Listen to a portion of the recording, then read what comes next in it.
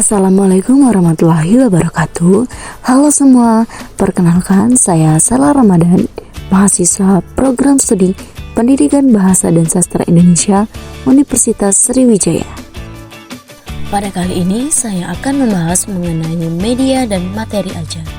Namun sebelum membahas materi, saya akan membahas media yang digunakan, yaitu media Canva dan Capcut. Nah, media yang saya gunakan kali ini adalah media aplikasi Canva. Siapa sih yang nggak tahu aplikasi Canva? Nah, aplikasi Canva ini memiliki fitur yang beragam dan menarik, cocok digunakan untuk anak muda, siswa maupun guru.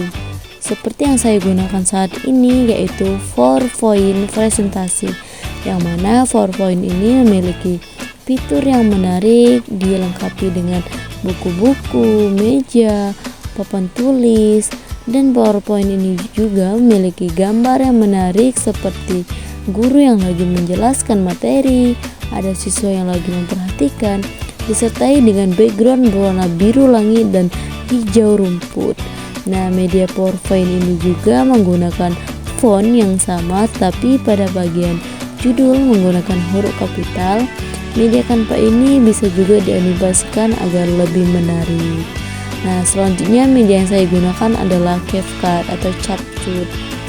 Media ini menggunakan agar PowerPoint yang kita sudah edit di aplikasi Canva tadi lebih menarik setelah kita edit di media CapCut ini. Nah, media CapCut ini juga beragam fitur, bisa mengedit video, foto, dan juga kita bisa menambahkan sound lagu yang sesuai dengan keinginan masing-masing.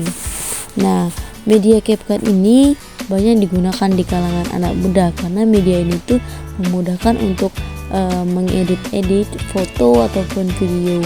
Sebenarnya media CapCut ini tuh hampir sama dengan media Canva, tetapi media CapCut ini tuh tidak ada fitur untuk membuat PowerPoint seperti di media Canva tadi. Nah, setelah kita mendengarkan penjelasan dari media yang digunakan, selanjutnya kita membahas materi ajar, yaitu mengenai teks editorial. Nah, ada yang tahu nggak apa sih kira-kira teks editorial itu?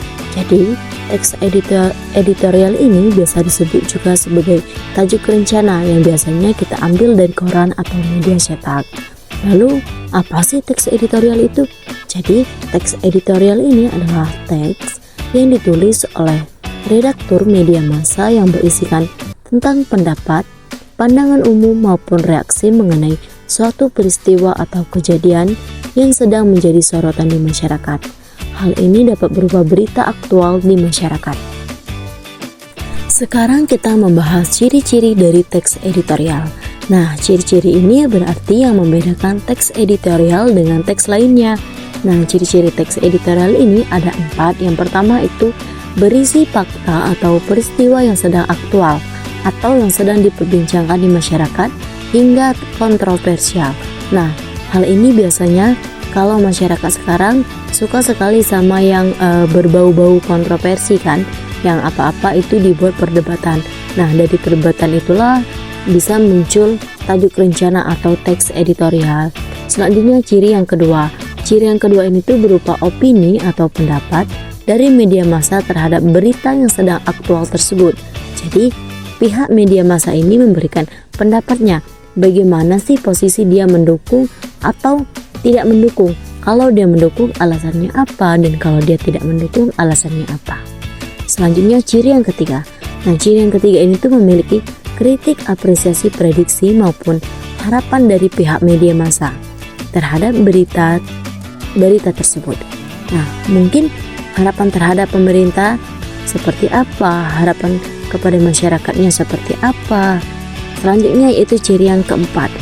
Nah, ciri yang keempat ini itu terdapat saran atau rekomendasi yang akhirnya menjadi solusi. Bagaimana sih seharusnya kita sebagai masyarakat ini maupun pemerintah nanti dapat mengambil sikap ataupun langkah. Selanjutnya kita akan membahas struktur teks editorial. Struktur teks ini hampir sama dengan struktur teks eksposisi, jadi strukturnya juga sama. Nah, yang pertama itu ada tesis atau pengenalan isu.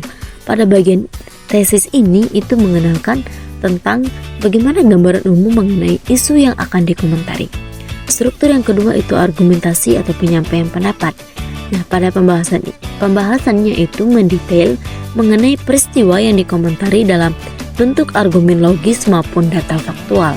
Artinya, ketika kita mau menyampaikan pendapat, harus disertai bukti data dan fakta yang sesuai agar pendapatnya juga logis dan masuk akal. Selanjutnya, struktur yang ketiga itu ada penegasan ulang. Penegasan ulang ini tuh berisi tentang rekomendasi atau harapan mengenai berita yang dikomentari. Jadi di sini kita bisa menyampaikan harapan, kritik, saran ke depannya. Materi yang terakhir mengenai ciri kebahasaan teks editorial. Nah, ciri kebahasaan teks editorial ini ada 4. Yang pertama itu banyak menggunakan kalimat retoris. Kalimat retoris ini tujuannya tidak benar-benar untuk bertanya, tetapi hanya merangsang pembaca agar merenung lebih dalam tentang kondisi yang terkait. Ciri kebahasaan yang kedua itu penggunaan kata-kata populer, sehingga lebih mudah dicerna oleh masyarakat.